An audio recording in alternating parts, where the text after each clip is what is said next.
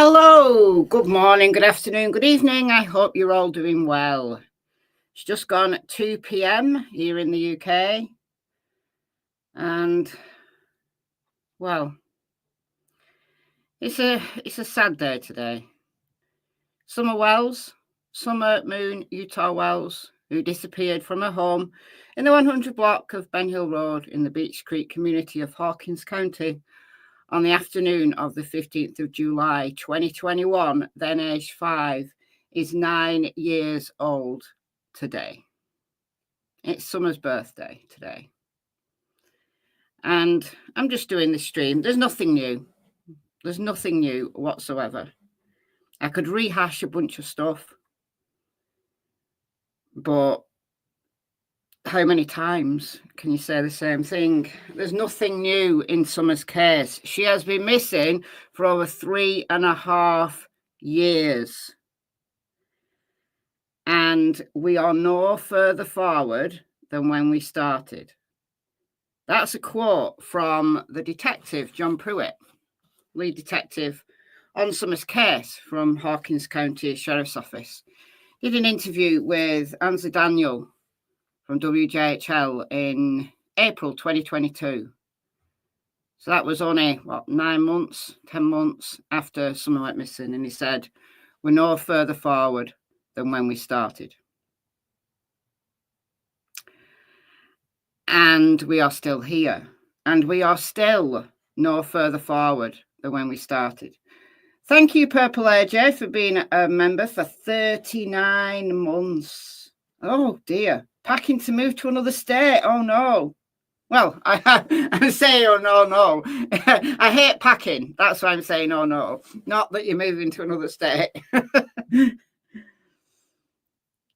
And if only whatever happened to Summer on that afternoon hadn't have happened, and whatever it is, hadn't have happened, what school year would she be in? She'd be year 4? I think she'll be year 4 here in the UK. I don't know whether it's the same in the US.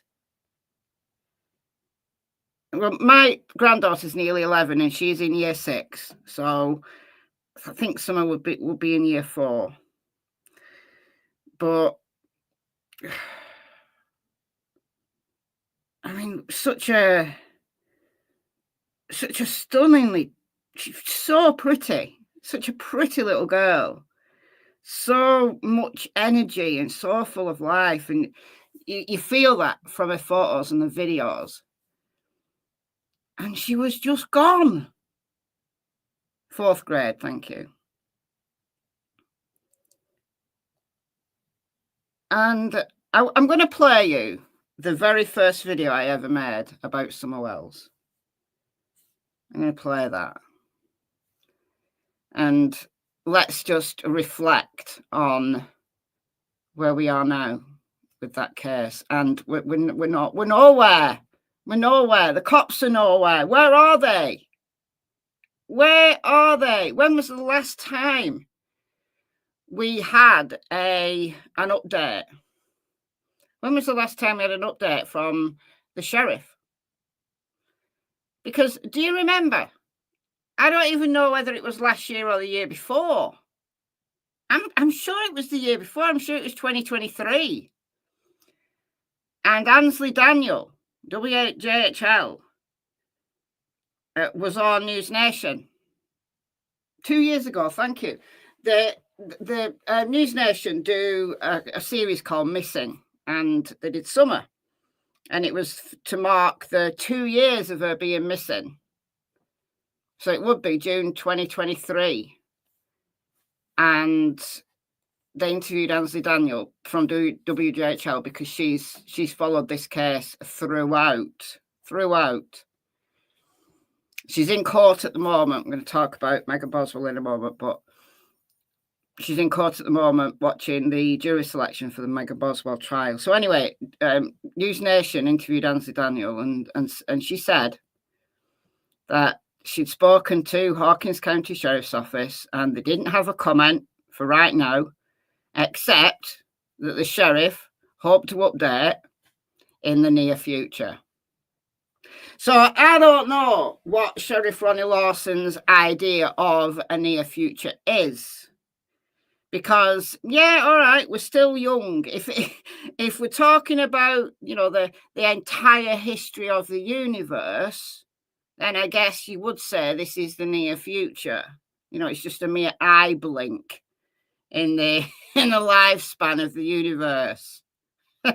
But for anybody else who's not contemplating time on such a monumental scale, I would say that over 1.5 years to update. I mean, look, why say that? Why say that? Why put people's hopes up? My hopes were raised. I remember it was a really nice day. I was sitting outside in my backyard watching the News Nation piece. I thought, yes, fantastic.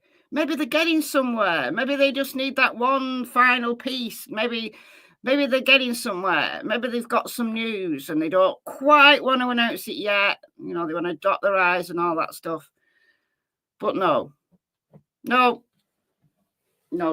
So either Sheriff Ronnie Lawson was telling the truth and he did hope to update in the near future, and whatever they were planning fell through. I don't know. Or whether he was just getting Ansley off the phone by just saying something flippant. How am I to know that? How are you to know that? But the TBI did a little update. Was that last year? Like a couple of minutes, like, of an update, but basically saying nothing except we're still on the case. But honestly, I do believe this case is cold. I do. I honestly do believe this case is cold now. I think she'll be found eventually. I also think she'll be found before Sebastian Rogers. Don't think it'll be long after Summer is found that Sebastian will be. Interesting comment. All right, we'll come back to Summer in a few minutes, but I do want to give a Megan Boswell update. I've not said hello to anybody. I did this last live stream. I got talking and then I thought it's too late to go back and say hello now. And I feel the same today. So I'm going to go straight into Megan Boswell. I'm only going to play this little clip for those waiting for the Megan Boswell trial. I know some of you are. They are now into day 2 of jury selection. According to Ansley Daniel, I'm going to play this little clip here. This is Ansley, who's been on Summer's case since the very beginning. And she's been on, the fight for justice for little baby Evelyn Boswell since day 1. So Ansley does good work there in Sullivan County, Tennessee. And apparently, according to Ansley, it was a long day in court and they'd seated 17 jurors. So not really sure how many more they're gonna need. So let's play this little clip and then we'll talk about it. Ansley. Hey, Sarah, it's been a long day here at the Sullivan County Justice Center in Blountville as prosecutors and the defense have gone over about 40 people so far trying to seat a jury for this trial. They started around 9 o'clock this morning and it just wrapped up a little after 5 o'clock. So far, 17 people have been picked, 10 female and 7 male so far on this potential jury. Now, what's taking so long is that the defense and prosecutors are both almost cross-examining these folks individually. Each time takes between 5 and 20 minutes as they go over their responses to that 17-part questionnaire that was sent to them back in December, as well as a few other questions about the potential for being sequestered and what that's going to do for them and their personal lives. Now, that's another big topic here, is that they have not sequestered a jury in more than, a decade here in Sullivan County. So it is a big deal, and the judge and both sides are making sure that that's not going to cause any issues with the potential jurors when it comes to making their decisions. We're told that they're going to be in a hotel for up to 3 weeks. The duration duration of this trial. They won't have any access to their phones. They won't have much access to television and things of that nature. So again, they're making sure that that's okay for their family lives, their personal lives, and their jobs. Now, court is in recess until tomorrow at 8:30 in the morning. We're told that they're going to just continue going over jurors until they feel like they have a jury selected. Sarah? Ansley Daniel reporting live in Sullivan County tonight. Ansley, thanks. And we will be following this trial to the end. You can keep up with the latest from the courtroom and read our previous coverage of the case. Okay, WJHL.com. Yeah, they do have a little drop-down menu for the Mega Boswell trial. And there was another news piece that I listened to last night. I can't remember what channel it was, WCRB maybe. And they said that the sequestering of the jury was that unusual. They hadn't done it in Sullivan County for like 20 years or something. And they're not really sure how this judge is going to handle, like, it's such a high profile case. I mean, it is obviously in that part of the world, but they've not, they've not taken the jury selection out of Sullivan County. I thought they might, given that it was so high profile at the time. But obviously, Judge Goodwin feels that he can seat an impartial jury. So 17 already seated, but the reporter from, I'm sure it was WCRB, said that she wasn't sure what they were going to do with the ones who were taken away. So they were bringing people into the courtroom in groups and then quizzing them, as Ansley said. And then anybody who, they didn't like the sound of, like just said, I can't be impartial, this is a baby, and, or couldn't handle being away from home for 3 weeks, they were just letting them go. Like, okay, bye. So lots of people, like they got through lots of people, but 17 remained, and those that remained were taken into another room. So are they the ones that are going to be definitely on the jury, or is there going to be another round? So I think they said that they'd sent the juror questionnaires out to, I think it was 1,200 people. 1,600 people, the real Rockin' Robin said. You might be right. You might be right. I know that some of them who were requested to turn up yesterday didn't turn up. Some like potential jurors didn't turn up. But that's what they're doing. They're taking them in groups. And you see what happened in the Delphi case, where there was jury sequestering. Judge Gull stopped. Once she got the relevant number, that was it. She stopped. And is that usual? Is that usual that once you've got your 12 plus however many alternates you're going to have, and they might want quite a few alternates for this case, given that it is, jury is sequestered. They might want to make sure that there's, plenty of alternates. You do tend to lose maybe one or two in long trials, 3 weeks. And you've got that slight added stress of having them sequestered. Yeah, nothing she does is usual. That is true. That is true. I'm just thinking back to the last sequestered jury we had, and it was Delphi. It's rare that juries are sequestered these days. Very rare. It's very, very rare in this country that juries are sequestered. It does happen, but it's very rare. I think judges really want to avoid it because it's an extra stressor for everybody. It's extra expense, but you've also got to have that policing of them the whole time. You've got to make sure that they're not secretly communicating with people on the internet or watching the news, or, it's bad. It's a difficult, very difficult task. Very difficult task. Thank you, Waging a Living, for gifting a membership. Thank you so much. And that's gone to Heather Feather. I think you've been a member before, Heather Feather. So I think you might know where the members area is, but go and check it out. And thank you, Waging a Living. You're very kind. All right, briefly, this wasn't something that I planned to do, but I just happened upon a absolutely mind-blowing press conference this morning. Now, this is related to a case here in the UK, Lucy Letby. Lucy Letby. Some of you will have heard of Lucy Letby. I'm thinking that if you're in the UK, you've definitely heard of Lucy Letby. She's the woman who was accused of murdering 7 babies and attempting to kill 7 more from Chester, which is in the northwest. It's not too far away from where I live. Chester, nice little town. And Lucy Letby was a nurse in the Countess of Chester Hospital.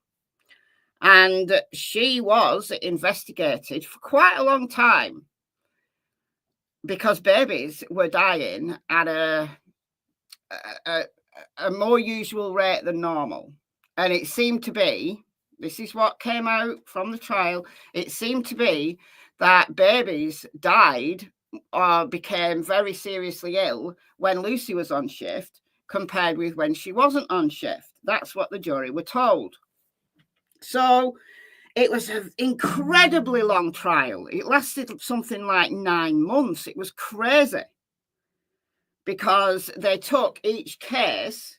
Remember, there's 7, 7 and 7. So 7 babies died and then 7 became seriously ill but survived. So 7 and 7. So you basically got 14 cases there, and they did each one in turn. Do I think the trial will begin today? I don't know. I'm on tenterhooks. I've got my thumbnail ready to go. I'm ready when they're ready. Let's just put it that way. I think maybe if they're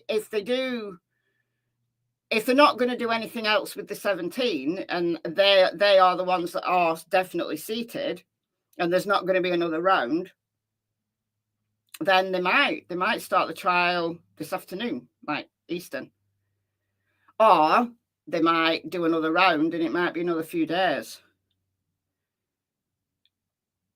So I don't know. I'm keeping my eyes peeled though. And as soon as we get the word that the jury is seated and the court's in session, then cameras will be in the court and I will go live with the best stream I can find. And I will sit here and stream the entire trial gavel to gavel. So those of you who join me for Leilani Simon and Sarah Boone, back in October and November, we had 3 trials going on at the same time, if you remember. It was crazy.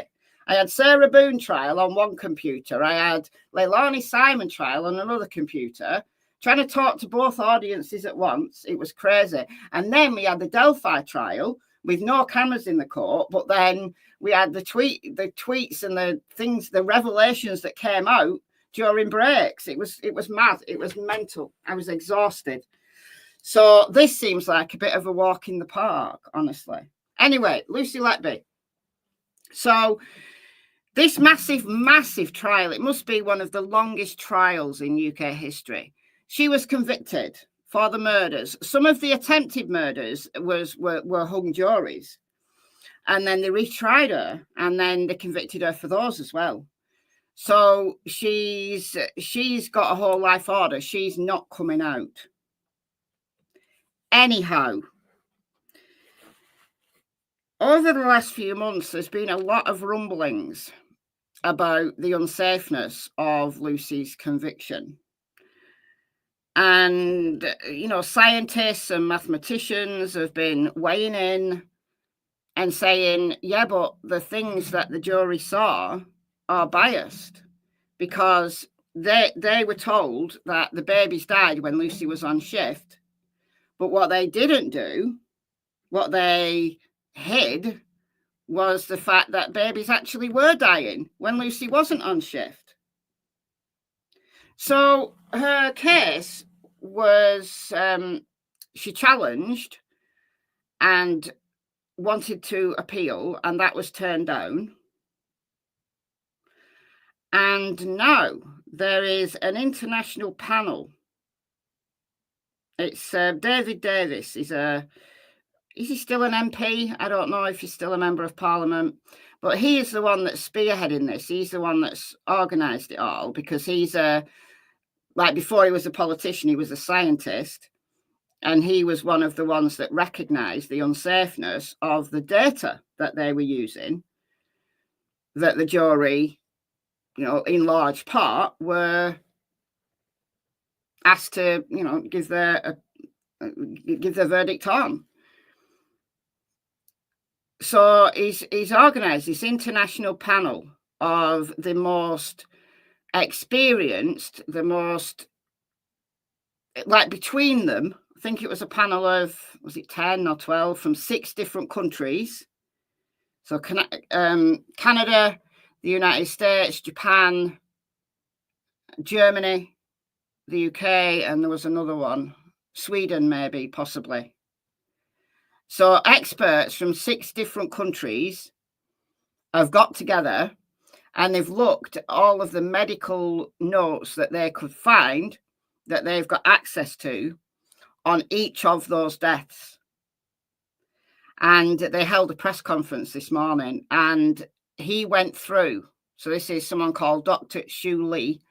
He went through in minute detail each and every one of the murders, the 7, and in his and the other experts' position and opinion, none of those were actually murders. The conclusion from that expert panel, none of whom are being paid, they all did it pro bono, they did it for science and for justice, none of them being paid by Lucy's defence team. And he said his conclusion was that either those babies died naturally, like natural causes, they would have died anyway, or it was medical malpractice, but not murder. Like, it was to do with inexperience, to do with not enough doctors, to do with the short staffing, to do with bad hygiene. Oh, it was a whole slew of stuff. So I'm just going to play you this. The whole press conference lasted for well over an hour. I'll leave a link to the full press conference in the description box if you want to go and watch it all, because it was pretty high level. It was pretty detailed. But I was absolutely gobsmacked. So now I've got no idea whether Lucy Letby is actually factually guilty or not. I have no idea. I was already having my doubts. I was already doubting and thinking, is this? You know, so they've used a young nurse and scapegoated her to get away from the problems that hospital was having on many levels. Now, there is an inquiry going on called the Thirlwell Inquiry about the state of that hospital. That's going on independent, and that's, I don't know how long that's going to take. But this is specifically about Lucy's case, because the Thirlwell Inquiry isn't specifically about Lucy. It's about the state of the hospital. All right, I'm going to play this in like 4 minutes, and then we'll move back to somewhere else. Hello, good afternoon. Lucy Letby's legal team say they have independently reviewed medical records and found no evidence of murders committed by the former nurse. They've referred her case to the Criminal Cases Review Commission as a potential miscarriage of justice. Lucy Letby is currently serving 15 whole life orders after being convicted of murdering 7 babies and attempting to murder 7 others, including one she was convicted of attacking twice. All the offences took place between June 2015 and June 2016 while she was working at the neonatal unit at the Countess of Chester Hospital. Dr. CHORLEY, who is leading the team of experts, claimed to have significant new evidence. In summary, ladies and gentlemen, we did not find any murders. In all cases, death or injury were due to natural causes or just bad medical care. Lucy was charged with 7 murders and 7 attempted murders. In our opinion, the medical evidence doesn't support murder in any of these babies. I hope our findings bring comfort and closure to the families of the affected infants, and our hearts and sympathies go out to them. Well, Sir David Davis, who chaired the panel this morning, described Letby's convictions as one of the major injustices of modern times. The medics said we can't talk the stats, but the medicine is nonsense, the forensic and so on. And so that was the first thing. But that told me it was a mistrial, not it was a miscarriage of justice. So I spent the next 3 months immediately after the election, this bracketed the election, immediately after the election, I spent the summer. I wanted to get the transcript, but I was told that would cost £100,000. So, and I didn't have £100,000 to hand. So I went through the daily reports every single day of the trial, right, to see if there was a clear-cut single charge against Lucy Letby. Because if she was guilty of one of them, I didn't want to know. I was interested if it was a miscarriage, not if it's simply a mistrial. I'm not interested in judicial games. And I got to the end of it, and none of it showed clear proof of anything. None of it showed actually that a murder had occurred, let alone that she was witnessed carrying out any improper act. And so at the end of that, with the greatest of respect to some of the people criticising this, I think I've spent more time on it than they have. Right? And those who say, well, you weren't there, I've been through every single day. And now I do have 3/4 of the transcript, and we've been through that too. So I'm afraid I probably looked at it more than the appeal court judges in terms of time and commitment. And I'm a scientist and mathematician by training. And that's what matters in this, not the law, frankly. Well, Mark MacDonald, the barrister leading Lucy Letby's legal team, said they'd be back in the Court of Appeal very soon. Lucy Letby was convicted because of the medical evidence that was presented to the jury. The medical evidence led by the lead prosecution expert, Dr. Derry Evans. If that evidence was at fault and was wrong, the conviction is unsafe. It's as simple as that. The other parts of the evidence that you talk about, the circumstantial or the lesser circumstantial evidence, falls away. Now, we can go through each one of those if you want. There is a valid explanation for all of them. But the most important thing, the reason why Lucy Letby was convicted was because of the evidence, the medical evidence that was presented to the jury. That today has been demolished.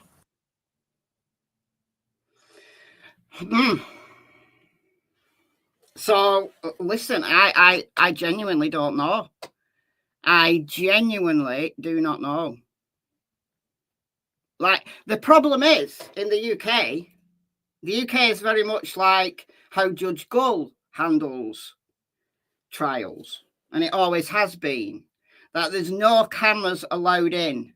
None. You're not allowed to take your phone in court. I think reporters, like with permission from the judge, can take like a laptop or something, but there's no cameras allowed in court at all, and never have been. A few judges now are trialing live streaming sentences, so we do watch a good few sentencings now.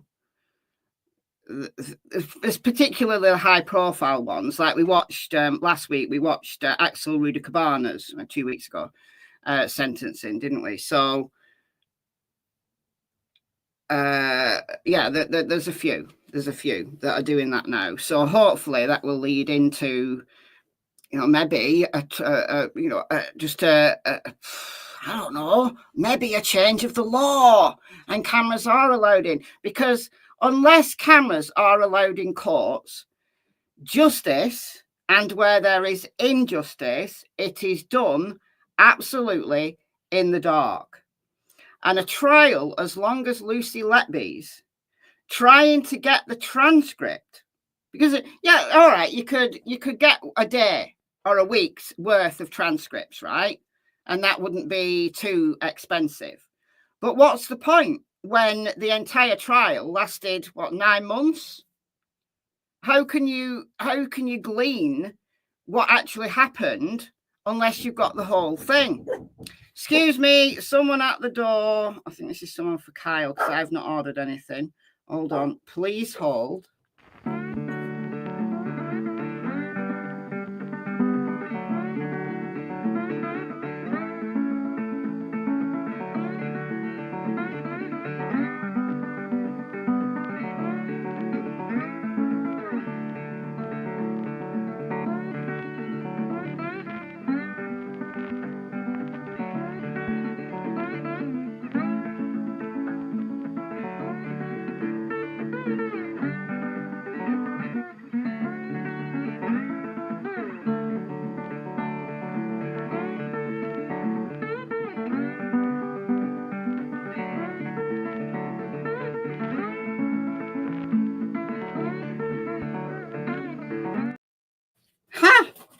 It wasn't for Kyle, it's for Cassie.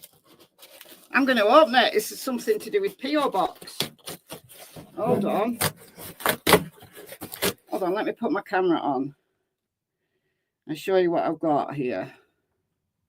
You're not going to be able to see anything because it's totally dark in here. You're not going to be able to see a thing. All right, there we go. All right, let's have a look. Let's have a look. Oh, oh, oh.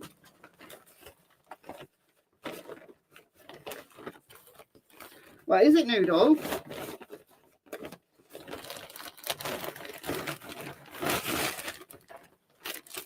Oh. Oh, Noodle. What's this?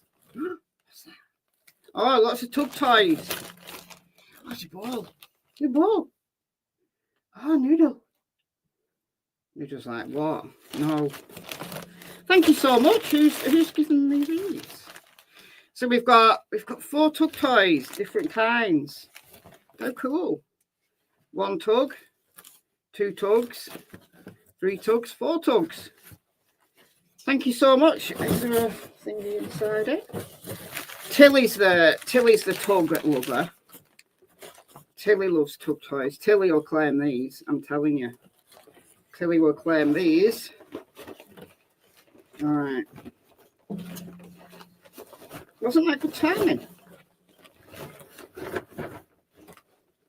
Let's see if there's a note inside. Oh, there is. A gift from Shaker Sister. Shaker Sister in the house. Thank you so much, Shaker Sister. You are so kind. Thank you. All right, we'll get rid of that box in a bit. All right, camera's going back off. Okay. Okay. Yes. So I'm bloody boiling, I'm telling you. I was out and I came back and I only had like 10 minutes to set up my live stream and stuff. Because I'd set it for 2 p.m. thinking, oh, I'm going to have loads of time. And then I didn't have loads of time. And then I've got a hoodie on. I've got a big hat on because I just sat down to do this. Thinking, well, not even thinking, but I'm boiling. All right. All right, let me get myself resituated here. Because my cushions come off my chair and everything. All right. There we are. That's better. That's better. Okay, yeah, so if you're following a case and it lasts for so long, how can you possibly go back to square one and just using transcripts that will cost you £100,000 consider that justice? I mean, it's crazy to me. It's crazy to me. So the only things we've got to go off as members of the general public, like we had with the Delphi case, is what reporters have said from the courtroom. And it misses out a whole bunch of stuff, given that the trial lasted for so long. People are just saying, oh, well, you know, the jury found her guilty and therefore she's guilty. And as things have trickled out, you know, as somebody who understands science and understands data, once mathematicians and statisticians started to comment, I started to listen. And I genuinely don't know. I genuinely do not know. Without seeing the data myself, I genuinely do not know what on earth has gone on here. Which is why I was so gobsmacked when Dr. CHORLEY, who is not working for Lucy's defence team, they are an independent panel that have come together to work on this, the most eminent scientists of their field, like neonatal studies and stuff. Dr. CHORLEY himself has written 400 peer-reviewed publications in the area of neonatology. So the, you know, study of newborns, newborn medicine, things like that. most of them on the panel were doctors, but I think they had a couple of neonatal nurses on there as well. And these people put them in front of a jury and they would be incredibly convincing. So I think Lucy needs to go for ineffective assistance of counsel, or what the equivalent of that is in the UK. I know the US legal system better than I know the UK one. But look, because her defense didn't put on any expert witnesses. So if Dr. CHORLEY had been called and a statistician had been called, the trial would have gone way different. But the defense didn't put on any experts to counter. Now, look, the defense don't have to prove anything. The defense don't have to bring witnesses. They don't. That's not the law. It's up to the state, or in this case, the Crown, to prove that Lucy is guilty. But still, I honestly think that if the defense had tried harder, the result would have been different. I really do believe that. And I feel absolutely wretched for the families, who've been told that their baby was murdered. And now there's a whole lot of doubt about that. Now, is it possible that their babies would have died anyway? Yeah. Is it possible that their babies died because of just the bad medical practices that were going on in that hospital? Yeah, very much so. Very much so. So, I don't know. I think there's a whole lot more to come out, though. I think there's a whole lot more to come out there in that case. All right, I'm going to go back to Summer Wells now, because I think probably the majority of people here are here for Summer, and it is her 9th birthday. If only. What on earth happened on June 15th, 2021? What on earth happened to Summer Wells? You know, we've got limited options here as to what actually happened to Summer Wells. So I'm going to play this, right? I'm going to comment throughout 12 minutes. Did this the other day where I played a video from Michelle in the past. Well, I'm going to do it again. This is my very first video on Summer Wells. This was from July the 2nd, so it's 2 weeks after Summer went missing. I've been watching. I found out about Summer's case on June 16th. So it was the day the case changed from an endangered child to an Amber Alert. And I watched that very first press conference on June 16th. And then I watched them all, and I was following it. I was following it very closely.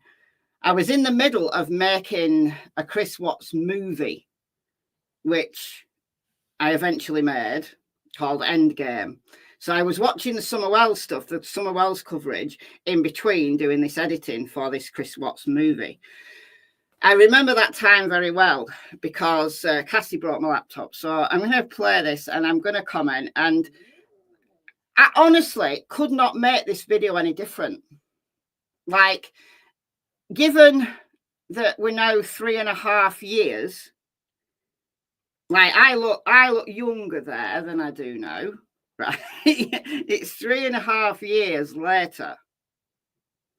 And we still need to talk about Summer Wells. It's understandable that people don't talk about Summer very often now, because there's newer cases, there's more popular cases, and there's nothing new in Summer's case. So you can't do it day in, day out, talking about the same thing. And you know, it's at that point in Sebastian's case, for those following the Sebastian Rogers case. The reason why it looks like there's loads of stuff happening in Sebastian's case is because it's all of the drama. It's all of the extra that you can talk about, right? But in Summer's case, once Don Wells stopped going on, you know, nightly panels and creating a whole shitstorm for himself, the case dried up on social media, because what can you talk about? There's nothing new in the case. So while you have Don Wells creating a spectacle, at least there's something to talk about. And Don Wells made himself, he absolutely made himself a target. 100%. Just like Seth Rogers is doing exactly the same thing now in the Sebastian's case. He's making himself a target because of his behavior. Now, in different ways, like Don Wells, it was his drunken rants that did it for Don, and Chris McDonough stirring the pot. Whereas in Sebastian's case, Seth isn't doing drunken rants, but he's got this group of people who are, frankly, surely a missing child's parents' worst nightmare. But no, seemingly not. Anyhow, I'm going to play this. I'm going to comment throughout. And I know my conclusion. My conclusion is I don't know any more than I did on this day, on July 2nd, 2021. I don't know any more than this. All right, let's go. Hey guys, how are you doing? This is unusual for me to do a video in the middle of a field on this channel. Not anymore. Not anymore, it's not. Then it was. Like, my channel was only 6 months old at this point. This channel, although I had been making videos for like 3 years previous at that point, but on different topics, not on true crime. So when I was doing the Chris Watts stuff, and I did a few other, I did some UK cases and stuff, I was doing recorded videos where, you know, I was like doing voiceovers and stuff. So walking through the fields came later. It's entirely usual now that I walk through fields. But there is a reason for it. I'll show you the reason. This little devil here has chewed up my MacBook. She's chewed the corner of the screen. So it needs a replacement screen, because this little devil got her hands on it, or rather got her jaws on it while I was asleep. So yeah, I've got work on there that I haven't backed up, like the movie Endgame, the Chris Watts movie that I'm in the process of compiling. Well, that's all in my editing software, and I can't work on it until I get the screen fixed. So I'm going to get the screen fixed today. It might take a couple of days to come back, and it's weekend because I'm recording this on Friday. So it's probably going to be like maybe Tuesday before I get it back. And then I can resume work on Endgame again. Hopefully it's just the screen and nothing more. It was just the screen. It was just the screen and nothing more. All right, so. Yeah. Oh dear. Cassie. Who'd have a puppy? She was maybe, oh, was she there? She was born in March, like the middle of March. So April, May, June. She was only 3.5 months then. So I'll let her off. I'll let her off with that. Anyway, let's have a chat. I want to talk about Summer Wells. I know a lot of creators are talking about Summer's disappearance. And if you're watching this video, you know, because you fancied the look of it from the title, then I'm assuming you know the basics of the Summer Wells story. There's two things I want to talk about. That is the reactions of the parents and, oh, my other dog Tilly's being sick now. The reactions of the parents and the location and the way that she disappeared. I've got questions about those. So I'm not too sure. I've watched a lot of videos. I've watched a lot of creators that I kind of normally follow talk about this case. I've read a lot of news articles. I just want to give my 2 penneth. And I'm not sure how popular my opinion will be about the parents, but bear with me. Yeah, because everybody, nearly everybody at this point were it was Candice and Don, Candice and Don, Candice and Don, Candice and Don. Because a few days before this, Candice and Don had done their first interview. Now, Don had been on camera. Don had had, a few sound bites in the news. But Candice and Don sat down with Ansley Daniel from WDHL. I think, what was that, the 25th of June, I want to say. I think it was the 25th of June, so a few days before this. And the entire internet was it's the parents. The parents did it. And I could not see it. At this point, I could not see it. I honestly could not see it. But that wasn't the popular opinion. I'm good at not having popular opinions. I'm good at having unpopular opinions. I am.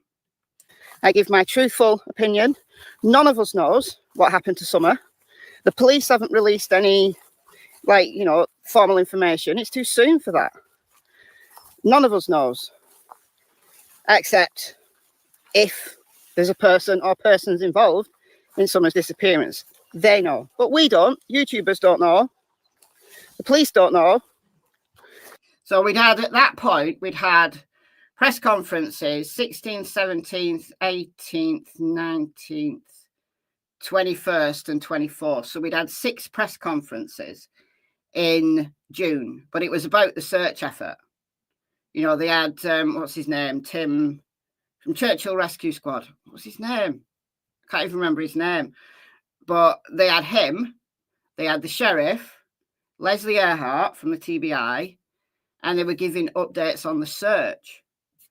But, they were, we've interviewed the parents and blah, blah, blah. But there was nothing to indicate that a crime had actually been committed. Nothing. Tim Coop, thank you, Scott. Thank you. His name was on the tip of my tongue. I knew it was Tim. I couldn't think of his last name.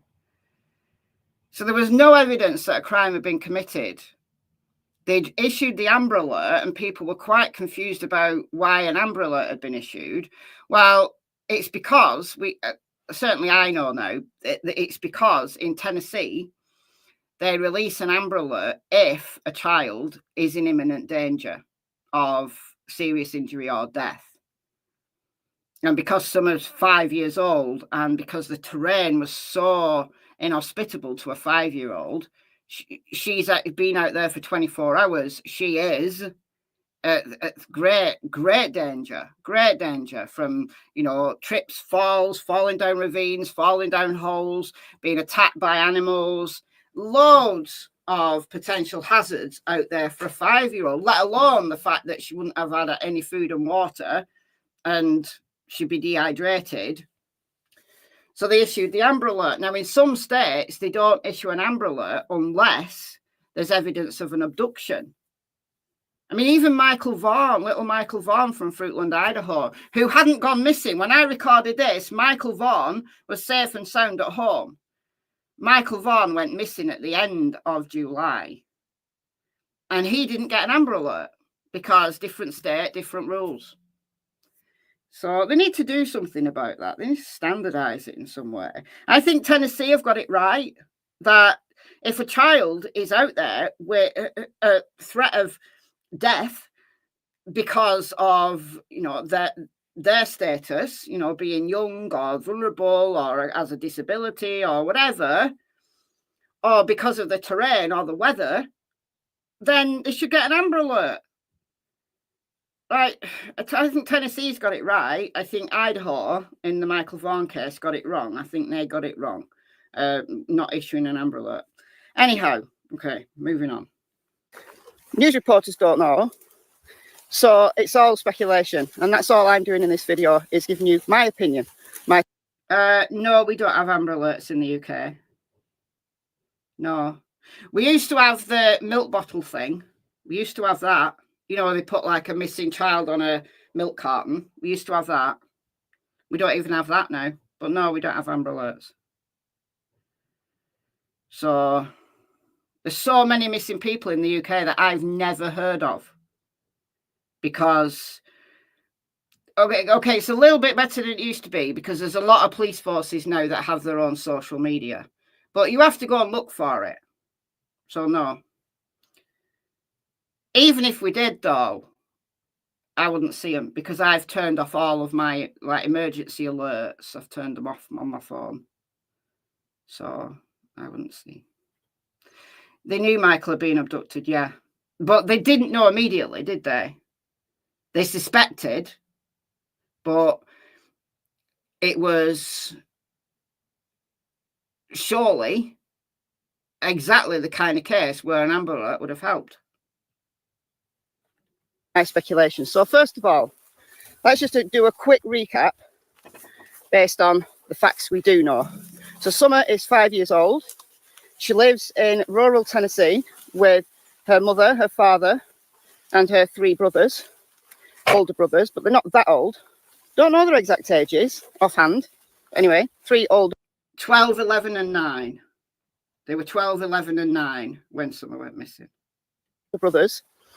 And Grandma lives in a trailer, kind of only a few yards from the property that Summer lives in.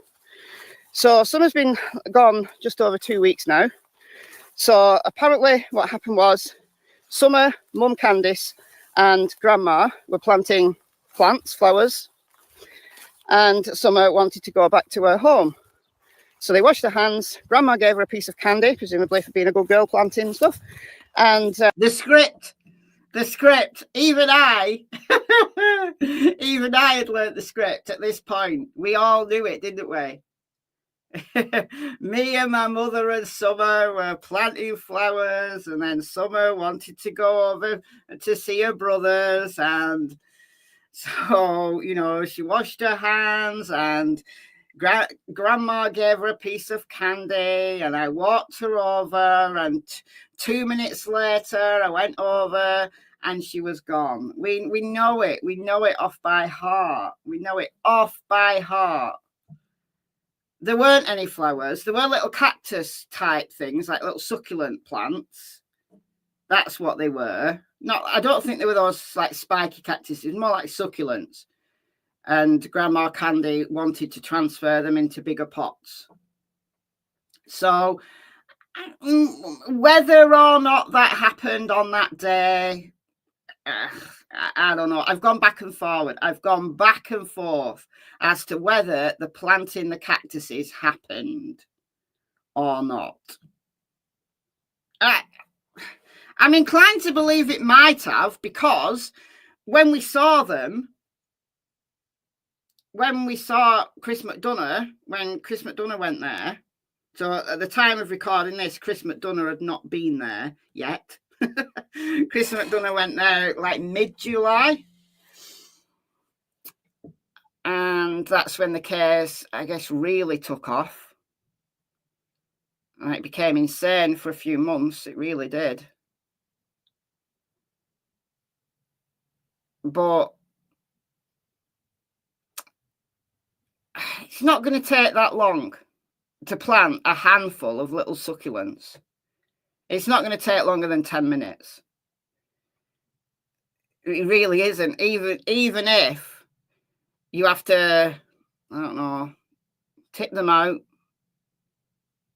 put some soil in, stones in and whatever, make little holes and put them in. That's it. So it's not going to take longer than 10 minutes. So there's plenty of time. The main issue I've always had with the timeline is that the things that Candice said she did wouldn't have taken very long.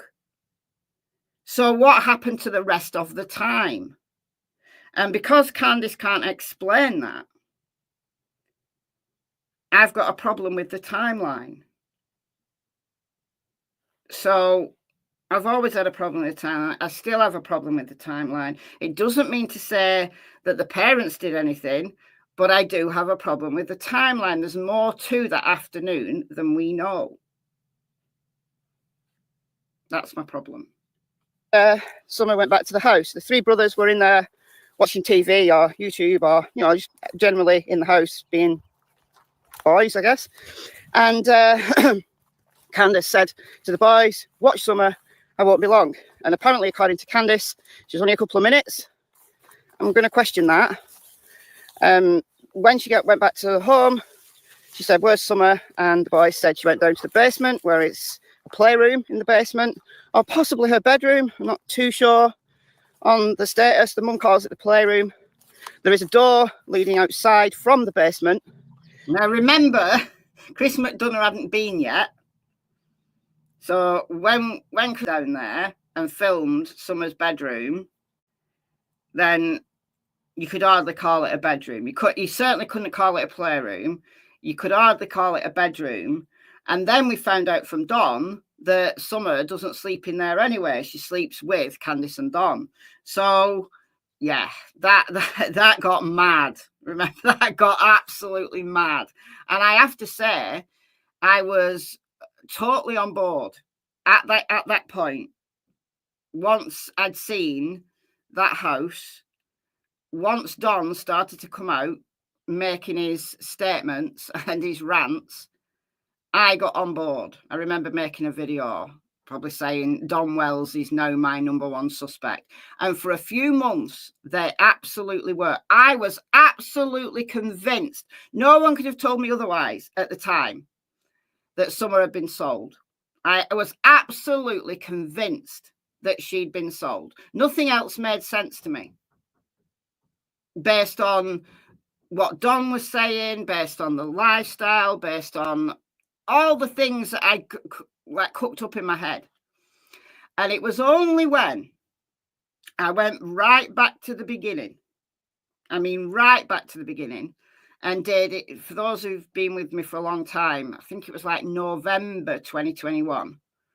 I did a little mini series called Truth in the Hills. I think it was like 5 or 6 episodes. It's got its own little playlist. You can go and listen to it if you want. And each day I did a different theory. So I looked at abduction, and parents did something and walked away. And it was after I'd done that. So I got through all of that, and it started to really change my mind. And since then, so that would be November 2021, since then, I've been less certain that the parents did anything. I certainly dropped the she was sold theory. I dropped that completely. I don't think she was sold. Certainly not by her parents anyway. And now I go back and forward that my number one theory, I believe she was abducted. That's my number one theory. But I do think it's very possible that she just walked away that little bit too far, and she's just missed. She's just been missed in that foliage. She's just been missed in that foliage because it was the middle of summer, June. So that's where I'm at now. But I've been there for over 3 years now. I've been in that exact place for over 3 years now. So it's quite possible that Summer was able, presumably if the door was unlocked, because there's no sign of forced entry, so presumably the door was unlocked, even if an abductor had come in and got her. So presumably she went outside. Something Dawn said in an interview with the press is that that's her downfall. Unusual words to use, but it's her downfall, that she wants to be outside. And they've told the boys time and time again not to leave Summer outside. She's an outdoor person. So it's quite possible that Summer didn't want to go and play in the basement. She didn't fancy playing down there. She wanted to go back outside, and she went out the door of her own volition. I believe that. I absolutely believe that. Still using what Don said, that going outside was her downfall. It's a weird thing to say. If you know that your child is an absconder, and I do think they knew. I think this is one of the things that we've not heard about, because they said, oh, Summer wouldn't run away. Summer would never leave the top of the hill. Summer knows better. No, I don't believe that. I'm sorry, I don't believe that. I think that she was probably not a kid that's going to run for miles. They've probably never lost her for like loads of hours, but they were relying on the boys to watch Summer. I think that's what the problem was. They were relying on the boys to watch Summer. And this afternoon, I don't think the boys had their eyes on Summer. Now, it's not their fault. It's not their fault. No one should blame them.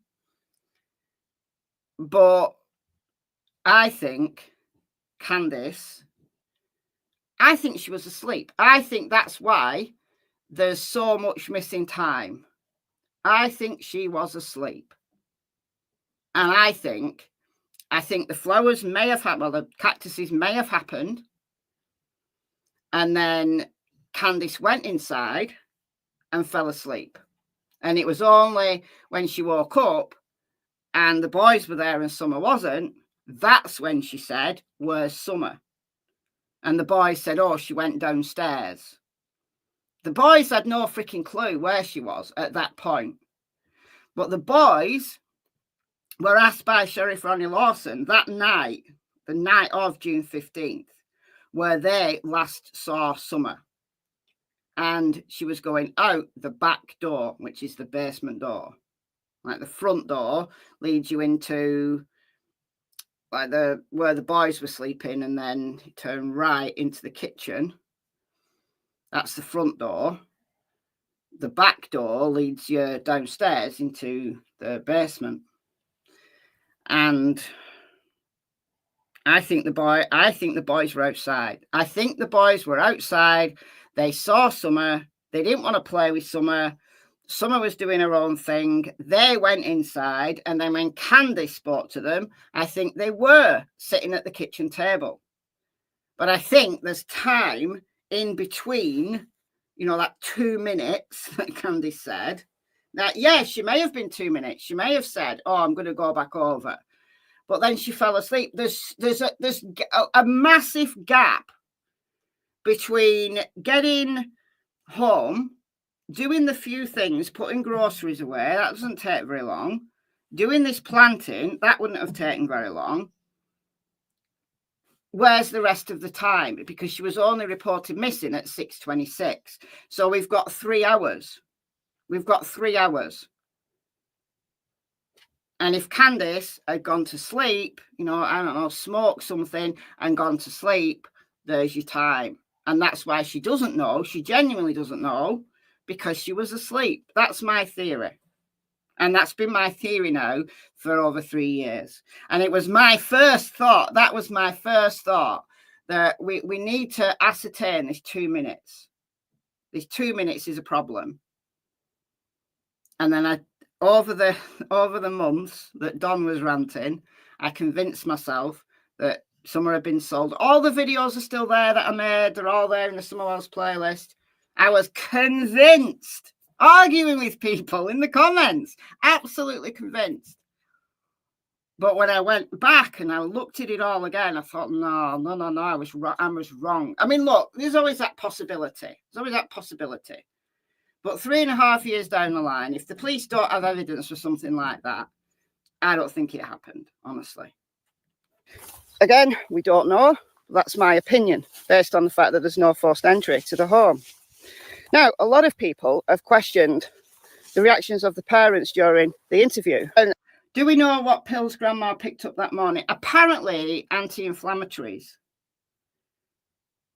But we've never, I mean, you know, HIPAA, you can't look at someone's medical records, but apparently anti-inflammatories. But whether it could have been an anti-inflammatory and maybe an opiate, I don't know how likely doctors are to prescribe opiates. Like if you go to the doctors here with a sauna, you're going to get anti-inflammatories. You're not going to get opiates. They're not going to give you opiates. Because anti-inflammatories are painkillers, aren't they? And talked about deception and the words they've used and the fact that Dad used past tense when talking about Summer in occasion. And I don't see a massive amount of deception, guys, quite frankly. If you look at someone like Chris Watts and the Porch interview, clear signs of duping delight there. Clear signs of deception. Oh, Chris Watts on that porch. I mean, he might have just had a massive neon sign over his head saying, "I am guilty." Chris Watts was the ultimate poster boy for doing a guilty interview. Everything else should be compared against Chris Watts. In my humble opinion, Giselle and Jacqueline West, Orrin and Orson West's adopted parents, they look deceptive. Oh, absolutely. I couldn't agree more past Michelle. Past Michelle's talking sense here. I knew. If you remember, Orrin and Orson West, Classic and Sincere, when Giselle and Jacqueline West did that interview in front of their house, I knew they were guilty. It was screaming out of them. Another, I am guilty neon sign over their heads. But Candice and Don, Candice was spaced out, that was clear. But Don, I believed Don. I believed Don in that interview, I did. But we now know he wasn't there, and he's just going off what Candice told him. Do I remember Grandma saying that Summer wasn't well and Don took her to the doctors or hospital? Yeah, that was a lie. That was somebody called Ziggy Valero, who supposedly spoke to Grandma Candy, and supposedly Grandma Candy told her that story, but it wasn't true. It wasn't true. I entertained it at the time. I considered it at the time. Ziggy Valero tried to contact me. She tried to contact a bunch of different people who were doing Summer Wells videos at the time. I never spoke to her personally. I think she just wanted her 15 minutes of fame. So no, it wasn't true. I do remember it. You're not going mad, but it wasn't true. My humble opinion, they were moving backwards and forwards. It's the animation they're just strange behaviour. But I don't see that in Candice and Don. There are some what I would say are red flags, but I don't think it's because they're covering up what happened to Summer. Oh, okay, we're getting to the red flags. Still think that Hunter had something to do with it. I don't. I think Hunter should never have been interviewed. I think Chris McDonough, I mean, it was an interesting interview, you've got to admit it. Everybody watched it. But I don't think Chris McDonough should have interviewed Hunter at the age of 15. I don't think his mother should have given permission. Like, ultimately, it's not Chris's fault. It's his mother's fault for allowing him to be interviewed. I don't think we should have ever heard from Hunter. He was too young. I think he was very nervous. I think he was in the spotlight. He knew that people were accusing him. I don't think Hunter knew. I don't think he knows anything.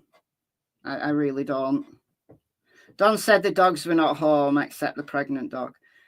Yeah, I mean, look, those dogs are free range. Like, they weren't. It wasn't like they were in a pen or a fenced-in yard. Those dogs were coming and going as they pleased. I look, if the dogs weren't there that day, it's convenient that the dogs weren't there that day. But there was a pregnant dog. She had puppies when Chris McDonough was there in the mid-July. She had puppies, like, still in a nest. So there would have been a dog or maybe a few dogs on the property. The male dogs, they probably wander. They smell a dog on heat and they wander. But they come and go. Remember Ziggy? Not Ziggy the creator, not Ziggy Hill, who married Fred Hill, and somebody else called Ziggy Valero. Because that did create a lot of confusion at the time when this Ziggy Valero came out. But no, not Ziggy. Not Ziggy Hill. Ziggy Valero.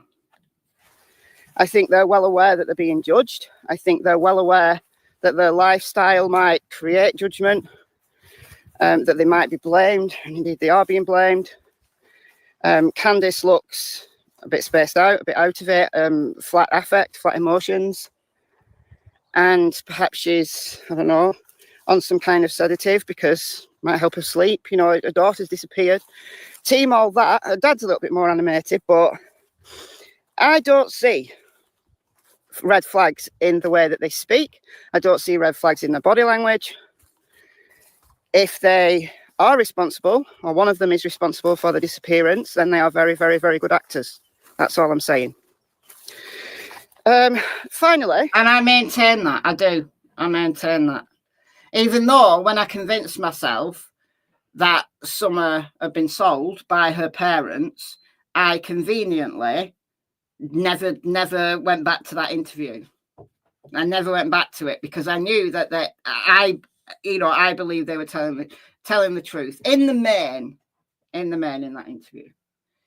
The issue is the time, the missing time. That's my issue, and it's always been my issue since day one. Is the missing time. That's the problem for me. That there's more had to have happened in 3 hours than just putting the groceries away, which would have taken 10 minutes, even less, and planting some flowers.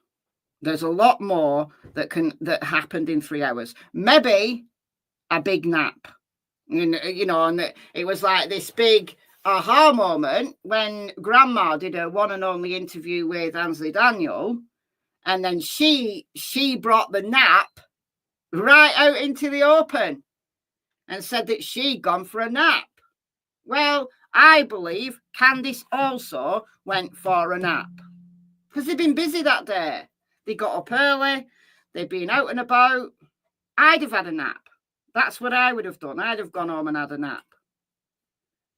But unfortunately, because Candice had had a nap and Grandma had gone for a nap, there was no adults looking after Summer. And the boys were doing their own thing. And it's not their job, unfortunately. I think that is the thing that Candice is hiding. I do. Where are my dogs? Come on, Cassie. Where's she gone, Tilly? Oh, God. Where's she gone?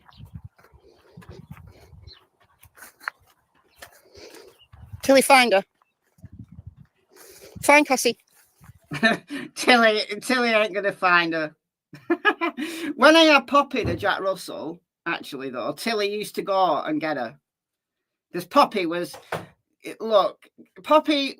never... She was at the back of the queue when they dealt out brains. Like, she wasn't a very bright dog, right, Poppy? And she lived in a world of her own. So when you took her for a walk, she'd just wander off.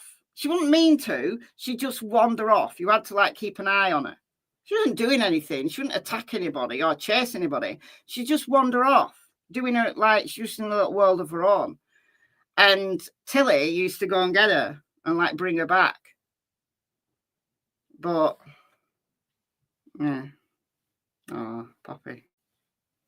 When did Poppy die? 2020.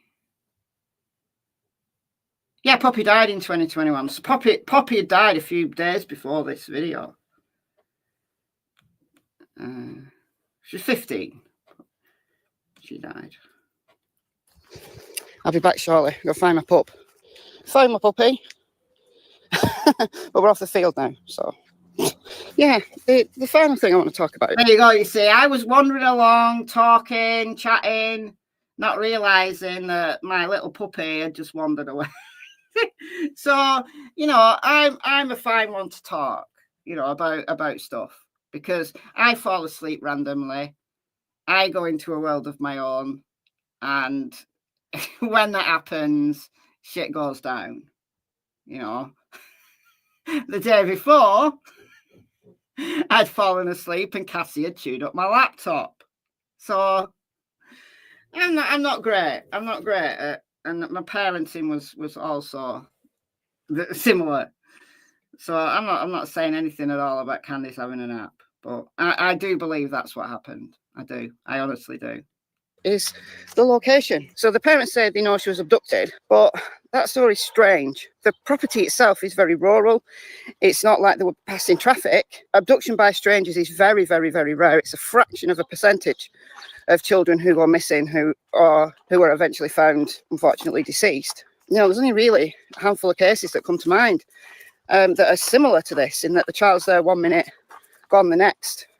And there's two that do come to mind. There's the Sarah Payne, which happened in the UK. So 8-year-old Sarah out playing just across the road from her grandparents. And this was a very rural area, but there was a road, so passing traffic could go by. And 1 second she was there, the next second she was gone. And her brother was able to describe a van. And unfortunately, Sarah was just in the wrong place at the wrong time. And an offender, kind of offender that I'm not going to mention, picked her up, just grabbed her, picked her up, and murdered her. That Sarah Payne, that was a true stranger abduction. She was playing in a field with her brothers across the road from her grandparents' house.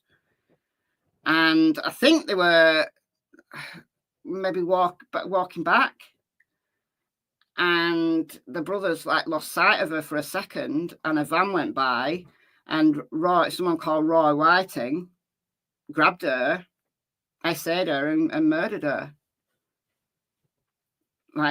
8 years old, across, in view of her grandparents' house, right in view of her grandparents' house.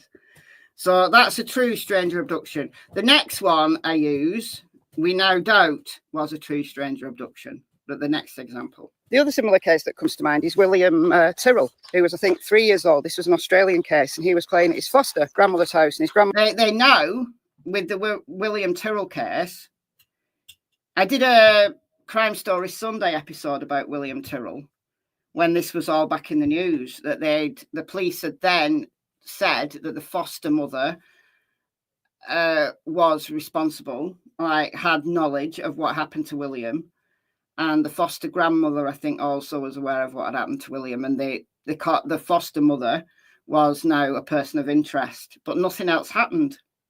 They dug up a bunch of earth, and they did a massive excavation of that property. This was only a couple of years ago, but they didn't find anything. Nothing happened. But they do believe that William died accidentally, and because she was only a foster mother, she covered it up. She covered it up.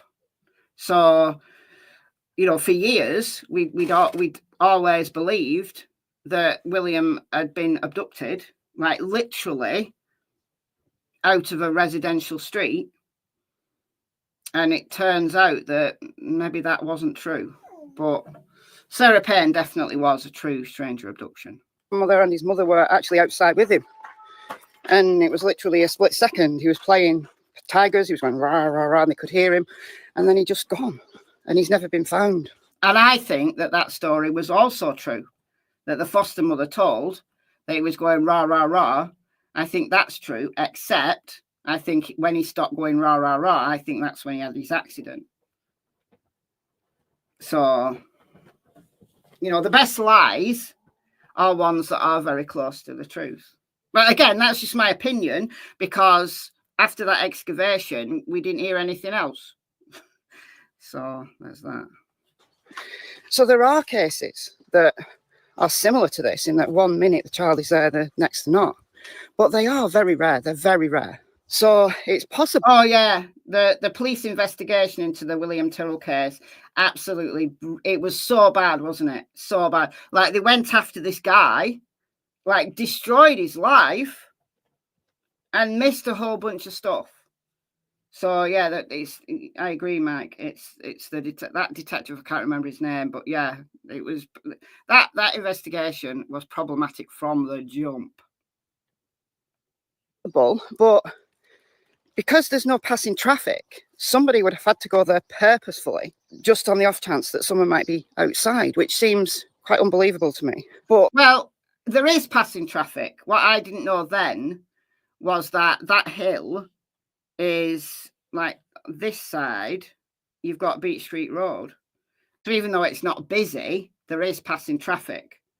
Everybody focused on Ben Hill Road.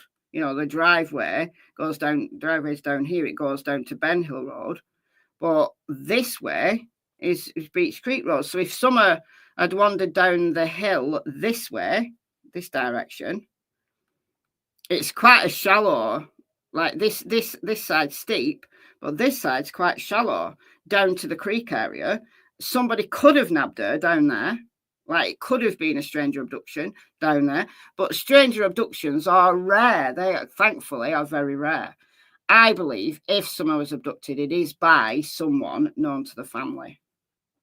I absolutely do believe that it's someone known to the family if she was abducted. But could it be somebody known to the family? Could it be somebody who went there, knows the place, and is actually known to the family? That seems more likely. The no sign of forced entry, the rural nature, the fact that it's a cul-de-sac, there's not a thoroughfare. The house is on a hill. No one heard anyone.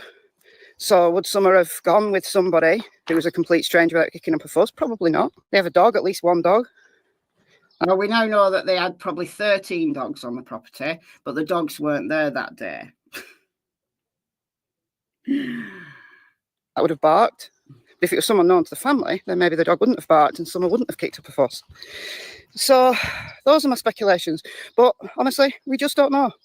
It's took me a while to make this video because what I don't want to do is look like I'm blaming the parents. I've got questions, but, you know, Candice's timeline of, I was only 2 minutes, maybe she was longer than 2 minutes, and she blames herself. There's something with that timeline. But I don't want to sound like I'm blaming the parents. So let me know your thoughts below. Hope you're well, and I'll see you in the next video. So about a month after that, I absolutely did start blaming the parents. I totally believed that Don was the mastermind and that Candice was the executor of the plan. That's what I convinced myself of it. So, you know, just a note from someone who's actually been there. Once you convince yourself of something, it becomes all-consuming. And I think there's a lot of people who are doing exactly that, exactly the same thing in Sebastian's case now. And I learned a big lesson through this case. I learned a massive lesson in this case. That convincing yourself of one theory is not scientific. It's not how investigations work, you know, like true investigation, like not just internet sleuthing, but actual investigation. It's not how they work. And I learned a big lesson.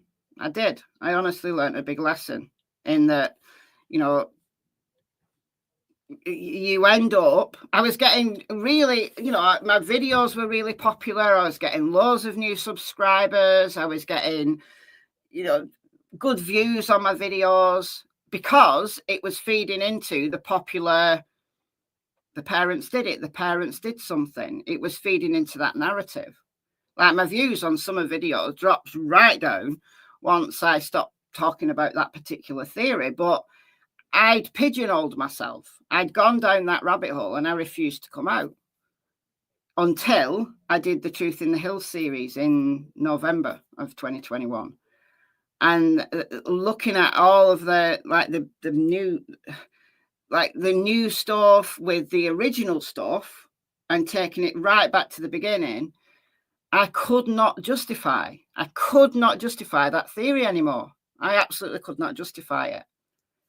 So now I do think that if I had to, you know, rank my theories in order, I think she was abducted by someone known to the family. I think my second theory is that she had an accident and she wandered not too far away and she's still out there. Don has a huge ego, yeah. Don liked the attention. Don was his own worst enemy. Absolutely his own worst enemy. So I learned a big lesson. And I really don't think the parents did it. I don't think Don knew. I think Don believed Candice, and I think Candice, that I think she is holding back some stuff. I do. I genuinely do think she's holding back some stuff, but I think it's because she doesn't know what happened herself, and she now can't say that. So I do know that Don doesn't do those nightly tirades, rants anymore. It's really sad that people don't talk about Summer anymore. But I can't justify talking about her on a regular basis because there's nothing new. And it's just, I believe this case is cold. I really do believe this case is cold. And I hope to be pleasantly wrong and pleasantly surprised, you know, in the near future, that we get an update from the cops that actually makes sense, that gives us some answers or at least some clues, gives us a suspect. Anything would be helpful at this point. But I genuinely don't think we will hear anything until somebody comes across Summer's body. I don't think she's with us anymore. I really don't. I think she will be forever 5. I'd like to think that she was abducted by someone who sold her to a nice couple and she's living by the sea and she's got, you know, lots of friends and she's in year 4 and she's doing really well. I'd like to think that. In the actual truth, though, I don't think it's that. I really don't think it's that. If it was that, though, I mean, just occasionally, we get those stories, don't we? But I don't think it's that. Anyway, that very first video that I made on Summer Wells, I am genuinely no further forward than when I started. To quote John Pruitt from the Hawkins County Sheriff's Office, we are no further forward than when we started. Neither am I. Thank you, Ray, for the £5. Just join your stream. I think there's doubt in Lucy Letby's verdict. When I first saw her, I thought she did something, but there seems more deep to. Yeah, I just believed. I believed the media initially, and it's only when stuff has started to trickle out that I now absolutely doubt. I doubt the verdict. I can't say that I believe Lucy's innocent because I haven't seen the evidence for myself. But I think there's a massive question mark. Massive question mark.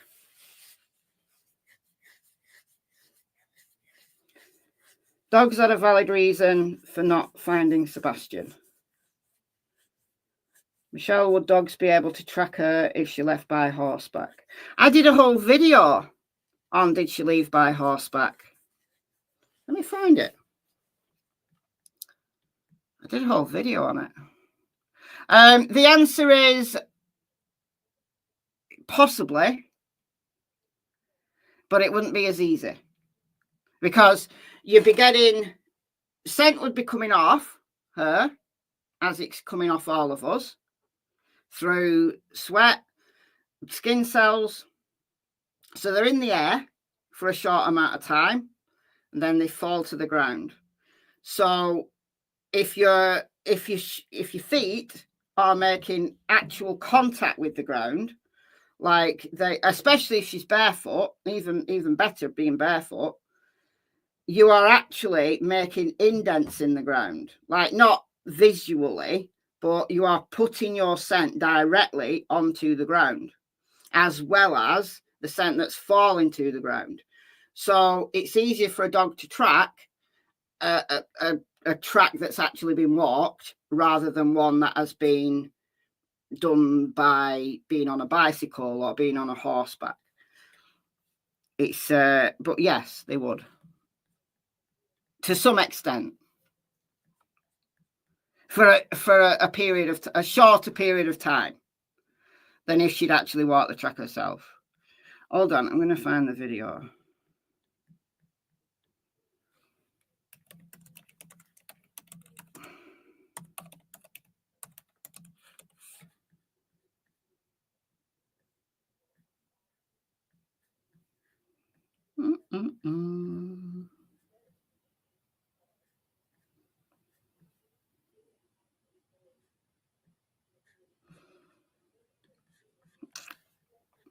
I've got Somerwell's horseback. Somerwell's Jodie Sue's Perfect Storm. Somerwell's and the Search Dog. Psychology of Don's Disturbing Attitude. Interesting. See, these are the Truth in the Hills videos. I don't remember what I called it.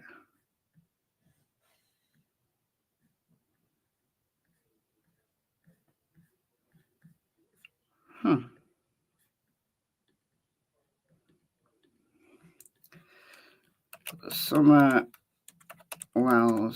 horse. Oh, here you go. Was Somerwell's lured away on horseback? Oh, it's 21 minutes. I'm not going to play it. But yeah, did a video on it. Yeah, you can go and listen. If you saw my community post last night, my keys! You know I found my Do you remember my keys? Do you remember me losing my keys? That's why I wanted the keys, really. You remember me losing my keys? All right, here's the link to it. 21 minutes long. Go and check it out. I think there is a possibility that if she was abducted, she could have been taken away on horseback. No one would have batted an eyelid, would they? Of, you know, somebody like trotting along on a horse. Wouldn't have batted an eyelid. It would be...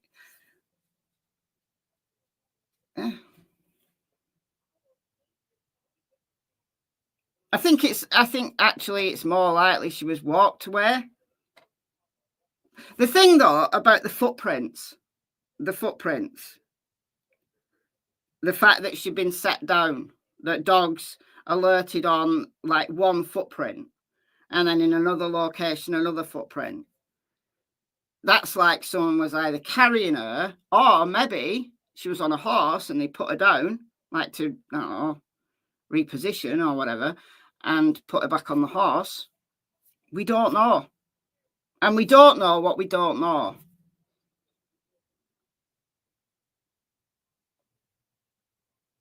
You want me to hit 1 million subs? Oh, thank you. I'm losing subs at the moment because of my unpopular opinions on the Sebastian Rogers case. People don't like my views on Sebastian Rogers' case. Someone finally said Fred rode a lot. I used to. Oh, yeah. I've known that a long time, Sandy.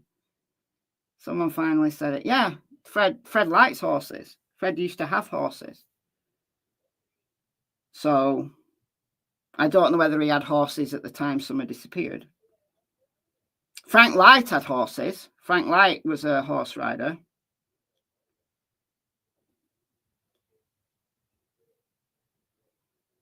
Oh, I will stay true to myself. I can't be any other way. Look, I always have unpopular opinions on cases. I mean, I had the unpopular opinion on Nicola Bulley. I had the unpopular opinion on Jay Slater. I've probably got an unpopular opinion on Summer. Although I think with Summer, I think there are quite a few people who believe she was abducted. I don't think there's many people who believe that she just wandered away on her own. But I think it's very possible that she did, given how so many people get missed. I think if she'd been attacked by an animal, I think she would have been found, because I think there would have been signs. But if she'd fallen like down a hole or an old well or something like that, it's very possible that she wasn't seen. And unless you actually come upon that hole, unless you're actually walking in that direct route and you actually come upon the hole, you're not going to see it, are you? Especially with the foliage being so high in June. Like, she wouldn't have needed to wander away very far before she got like turned around and confused. But the thing is, it doesn't explain those footprints. I can't go past the footprints. Some are just wandering away on their own doesn't explain the footprints. That's why my number one theory is that she has been abducted and carried away. And I believe it was someone in the local area who knows the area very well to be able to get her away without using the roads, like using the trails through the woods and not using the roads. And I think that's how they did it. But maybe that's not so unpopular. I do think that more people... I'm going to do just a quick poll before I go. Let's do just a quick poll. Just for like a couple of minutes. Hold on. Oh, I'm on the wrong account. Hold on. I'll have to... I'm signed in on this computer as Michelle Walks. I'm going to have to sign out and sign back in. Oh, so I can't do a poll. Just a quick one.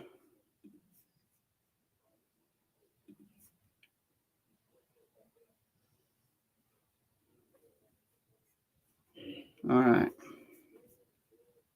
Oh, Colin Griffiths. The Colin Griffiths child that I'm following from Florida. It's closing statements today, closing arguments. Just seen it. The defense attorney's talking. So it's nearly wrapping up. We're going to be on verdict watch today. I don't think that it's going to take the jury long, honestly. I might be wrong. I don't think they've got an option. All right, I can make my poll now. Start a poll. Okay, so what do you think happened to Summer? All right, I think I can only have 4 options. So parents did it. So that could be anything. All right, could be murder, could be sold her.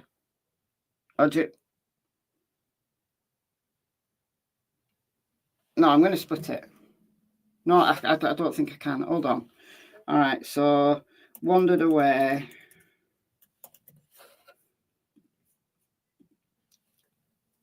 Abducted by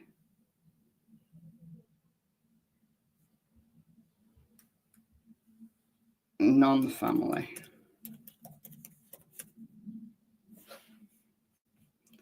All right, I can split. So parents murdered.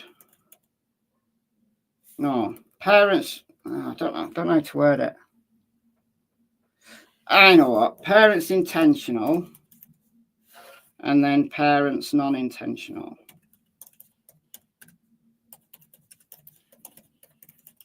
All right. I can only have 4 options. So parents intentional could be that they murdered her or they sold her. So something that they did, like directly. And then parents non-intentional is, let's say, an accident. So they didn't mean for it to happen, but there was an accident and they covered it up. Something like that. And then we've got wandered away and abducted by non-family. So that could be someone known to the family, but not actually Candice, Dawn, or Grandma. So someone known to the family or a stranger. All right. All right, we'll just leave that up for a couple of minutes. See where we're at. How many people we got in the room? We've got 368 people in the room. So let's see how many people want to do that. I'm just going to do a quick check, see if there's anything new with Megan Boswell. Just to check that we're not missing anything. here. Hold on. Megan Boswell.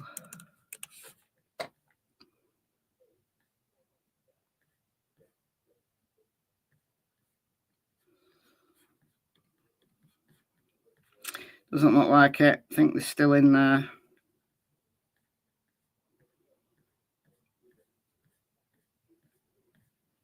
So there's no new updates, so I think we're okay. Your theory's not on the poll. I could only have 4 options though, so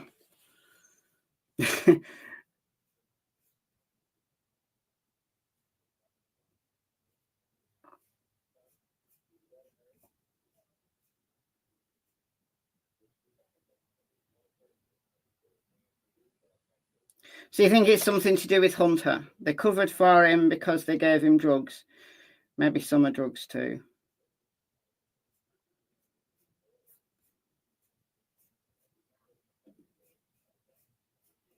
I could only have 4 options. 76 votes so far. See, abducted by non-family is most popular. Blimey.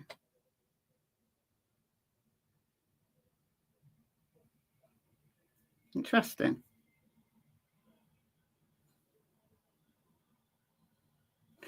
Do I approve of my dogs not finding Sebastian theory?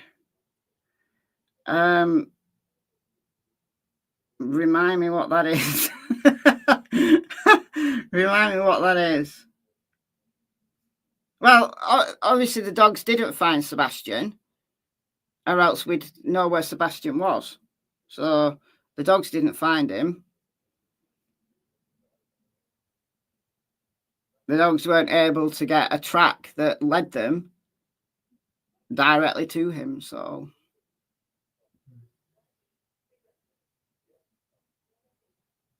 it's in your last shot. Okay, you emailed it. Oh well, I never checked my emails. Hold on.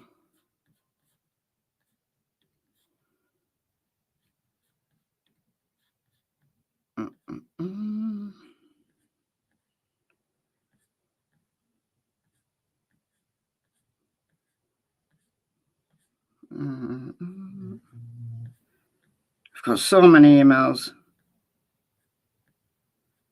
I don't know whether I'm going to be able to find it just off the cuff. Oh, hold on a minute. Take a shot.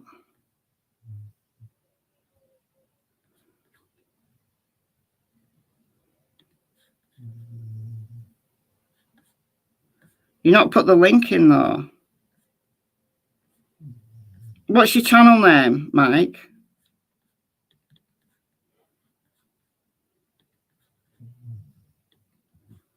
What's your channel name? And we can have a look. We can watch it.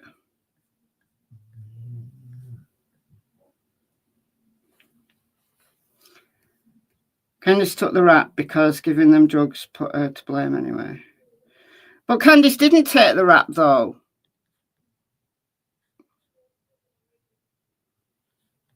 Candice didn't take the rat. Mike 75575. Okay. Candice didn't take the rap. Like, to take the rap, it would be, oh, it was my fault. She's never said that, has she? So she hasn't taken the rap.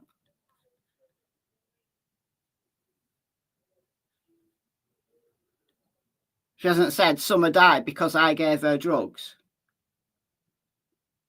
And she said that to put herself in the firing line because she didn't want Hunter to get into trouble. That would be taking the rap. No, I don't think Candice would cover up for anybody. I honestly don't. She didn't mention Hunter, but she's never mentioned drugs, and she's never mentioned that anything bad happened to Summer. So that theory doesn't work. Oh, I got a post-op kitten. Oh, no. Oh, no. Make a good recovery, little kitten. All right, Mike.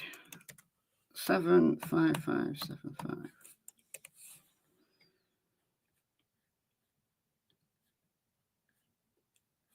All right.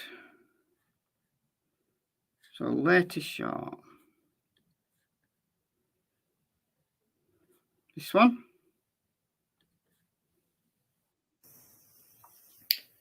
Sebastian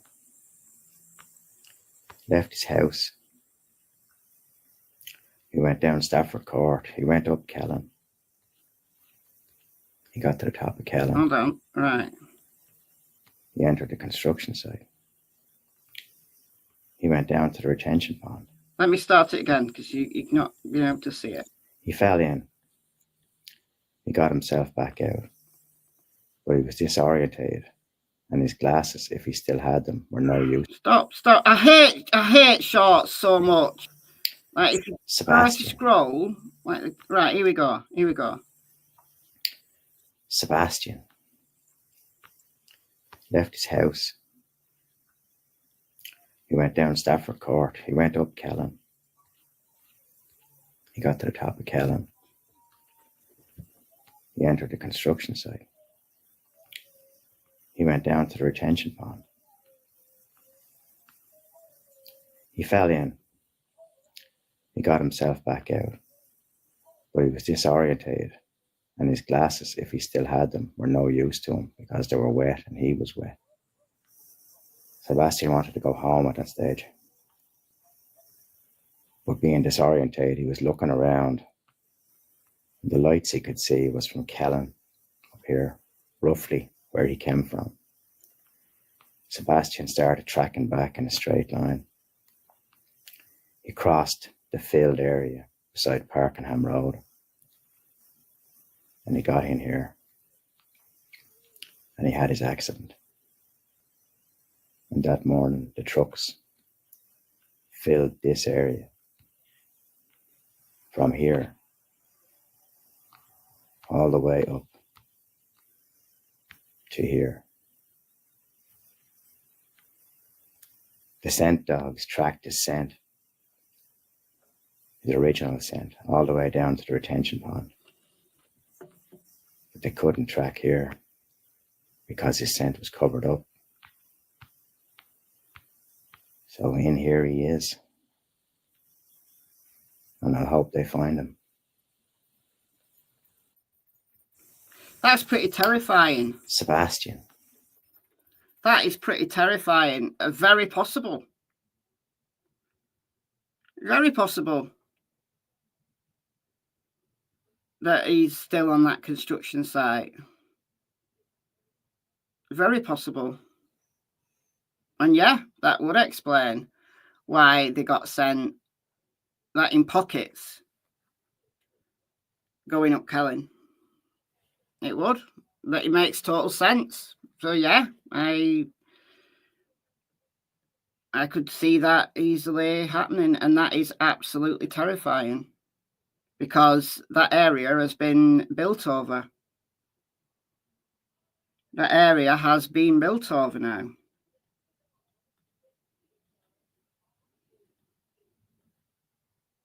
It's devastating. If that's true, something like that happened, it's absolutely devastating.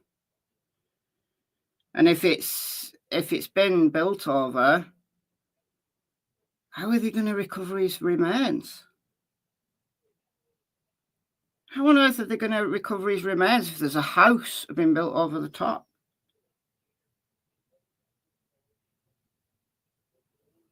All right, let's look at this poll, end poll. All right, so we got 123 votes. Hold on. 123 votes. So 35% think abducted by non-family. 27% wandered away. That's a high percentage of people who think she wandered away. 19% parents intentional and 17% parents non-intentional. Interesting. Oh, so I don't have an unpopular opinion on Summer's case. Maybe it's because the people who still think that Candice and Don did it maybe have dropped away from this channel and don't watch this channel anymore. I don't know. I don't know. All right, final thing I'm going to show you. I'm going all over the place in this video, but this came out. This happened yesterday. So this is in the UK. We have a massive problem with knife crime in the UK. Like a huge problem with knife crime. And yesterday at one school in Sheffield, which is in Yorkshire, over the wrong side of the Pennines, one 15-year-old stabbed another 15-year-old to death at school. Listen to this. Was put into lockdown, and threatening messages were allegedly sent between two boys before a 15-year-old died in a stabbing attack. The victim, named in reports as Harvey Wilgoose, was stabbed at All Saints Catholic High School in Granville Road, Sheffield, at about 12:17 p.m. on Monday. Horrified pupils watched on when he was knifed 3 times in a school courtyard. Teachers raced to give emergency first aid as the school was put into lockdown and an air ambulance flew in. The lad was taken to hospital, but he died soon after arrival.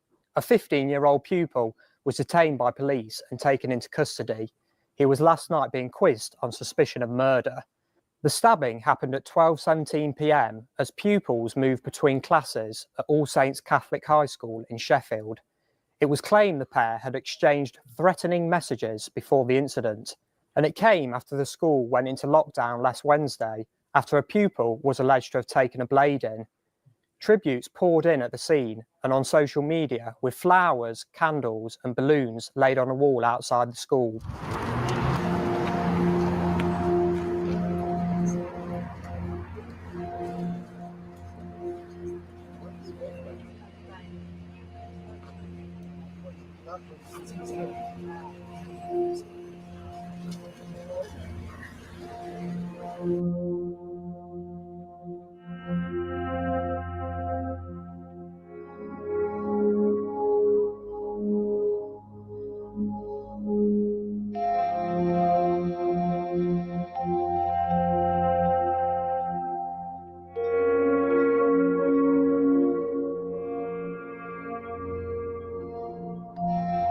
The terrible stabbing in Sheffield is one where I think the whole country would want to reach out to the family, to the friends, to the school, the entire community in their grief and mourn with them.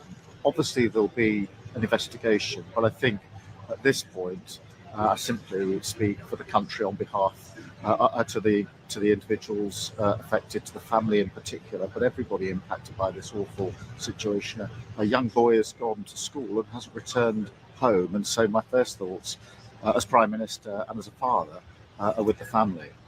I'm sure you'll understand that the information I'm about to give you relates to an incident which has only happened a very short time ago.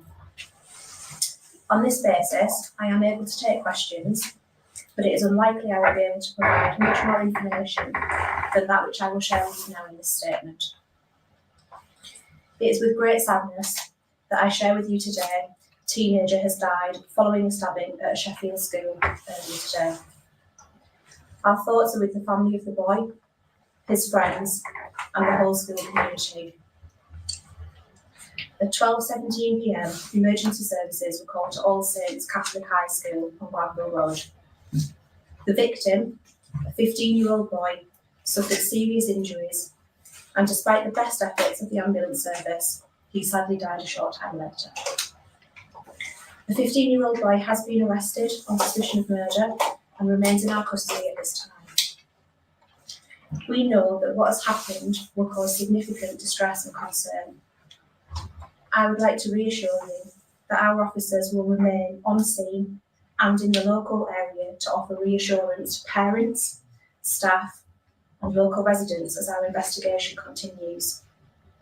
Although we are in the early stages of our inquiries, we are working at pace to build a full picture of how this tragedy has unfolded. How terrible. Absolutely appalling. Appalling. No, knives are not allowed in school. No, definitely not. Definitely not. Yeah, it should be charged as an adult. I got threatened by someone with a knife in my school when I was this was in the 1980s. And this was a knife that the art teacher had. So it wasn't somebody bringing a knife into school. This was a knife that was left out on the teacher's desk. It was like art class, art and design. And if you were fifth year, so the final year in high school, so we're like 16, you were allowed in the break to finish your work. And we were allowed to put music on and stuff. So the teacher was pretty like permissive. And he had his Stanley knife on the desk. I don't know what he'd been doing with his Stanley knife. And this lad who had a screw loose, absolute screw loose, picked it up and threatened me. I can't remember what the problem was.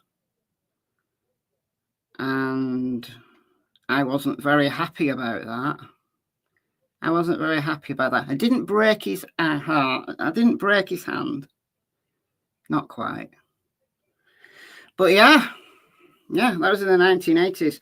We've had a problem with knife crime that has been increasing year on year, regardless of what the crime statistics tell you, because the crime statistics will tell you, oh, there's been no rise in crime. Yeah, there has. Yeah, there has. Just in certain types of crime. Knife crime is huge here. But I mean, how can you prevent somebody sneaking a blade into a school? Like, are they going to have metal detectors, you know, in every classroom? Are you going to have to go through a metal detector when you enter a school?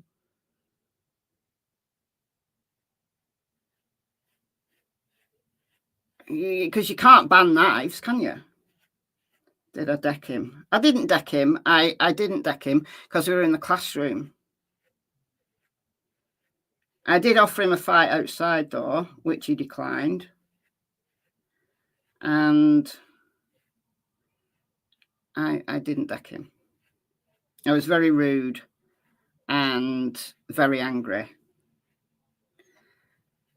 And after school, I waited behind until he came out. And he rode away very, very quickly on his bike. Did he end up in A&E? No. Hello, I wasn't a psychopath. I wasn't a psychopath.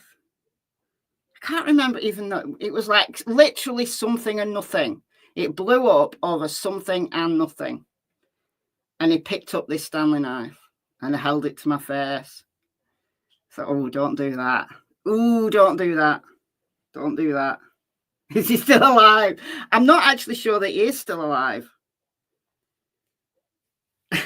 I'm not sure he is, but nothing to do with me. Nothing to do with me. He did have a very... I was quite lenient with him because he did have a screw loose.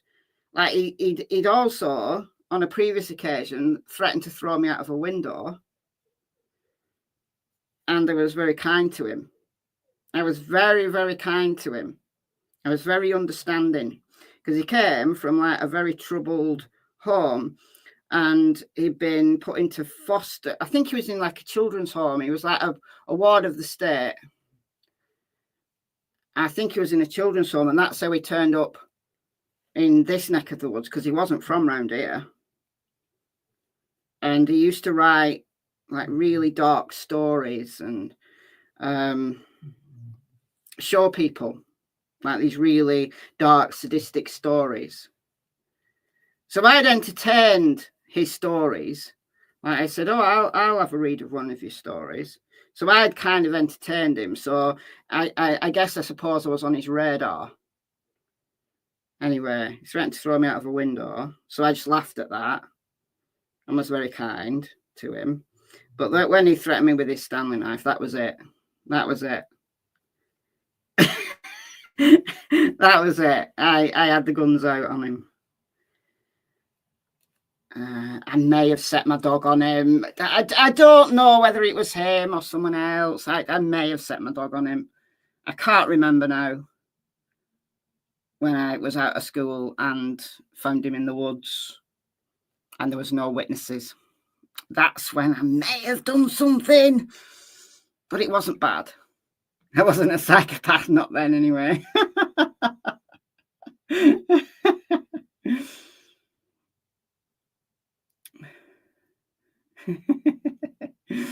You're not gonna do it at school, are you?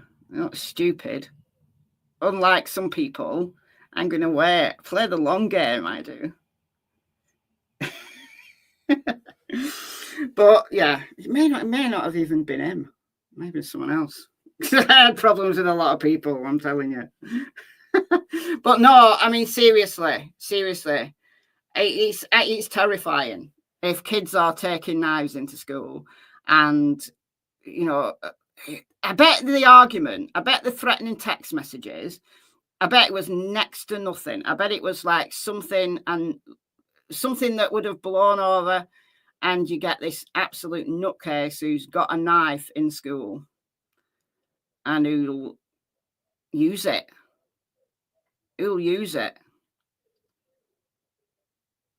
I'd have tackled him because I'm stupid. I'd have had him. How many are there? There's a few. Only a few, not like massive amount of people. And I was always defending myself. It was always self-defense. Always. I just had like a face that it seemed to just rub people up the wrong way. My face, I don't know. I wasn't doing anything. It was all in self-defense, honest. They always started it. I don't know what to tell you.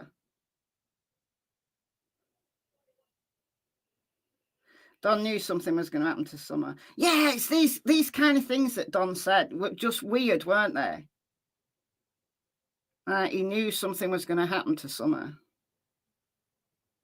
Like some kind of premonition or what was it?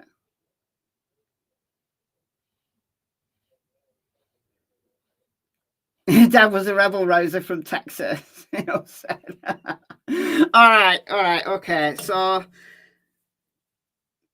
that kid's family though. You send your kid to school, and you imagine that call. Hello, it's the police. Your son's been murdered.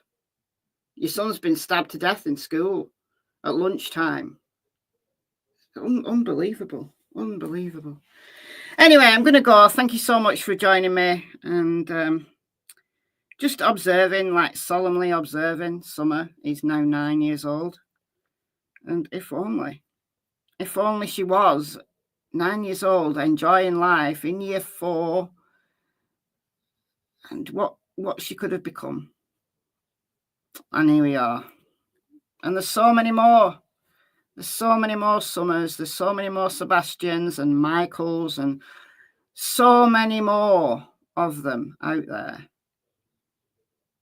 And they're just as important as the ones who we've heard lots about, the ones that we've discussed, the ones that people want to know about.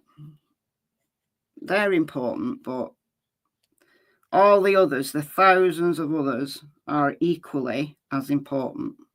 Even if they don't get the headlines or don't get many videos made about them. But anyhow, that's why the channels are called After Dark and Walks. That's when things happen in the woods. Do you know what? You know me too well, Miss Wales. You know me too well. Look, I haven't had a fight for years. I've not been in trouble for years. Many years. I've calmed right down. Don't worry. But, people, it makes me smile when people say, aren't you scared going out on your own? Aren't you scared going in the woods on your own? It's like, no. No, I'm not. I'm a gangster. All right. Before I incriminate myself, truly and totally, I am going to go. So thank you all for joining me. Thanks to those that donated earlier on in the live stream. And thanks, mods. Happy birthday, Summer, wherever you are. And I'll see you in the next video. Bye, guys.